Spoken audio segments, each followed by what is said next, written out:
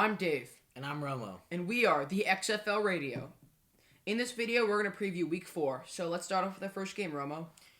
First up, we have the LA Wildcats versus New York Guardians.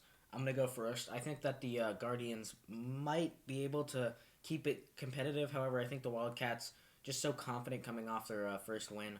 I think it's going to be 27 to 20.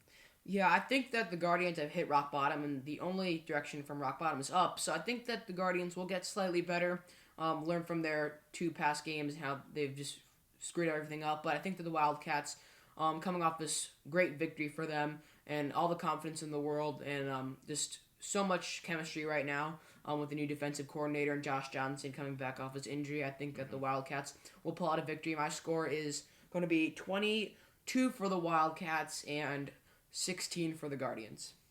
Next up, we have the... Wait, what's your score, Romo? I just said. Oh. I already said. Oh, sorry, my bad. Next up, we have the Seattle Dragons versus the St. Louis Battlehawks. I think, personally, that the Battlehawks are going to dominate this encounter. They've just been so good. I think they're definitely top contenders, probably first in their division right now. I think it's going to be around 27 to 16.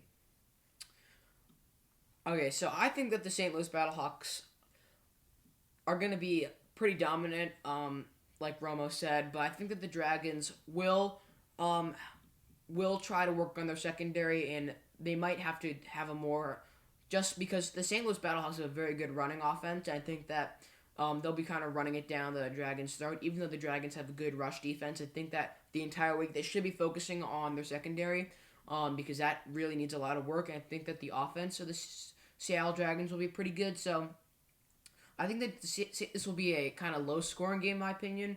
I'm thinking St. Louis Battlehawks 20 to Seattle Dragons with 7. Mm-hmm. Next up, we have the Houston Roughnecks versus Dallas Renegades. First of all, I'm so excited for this matchup. It's gonna be good. Texas matchup. Personally, and you might get mad Game at of me the for week, this. right? Game of the week. I think game of the week. I think the Dallas Renegades might take it.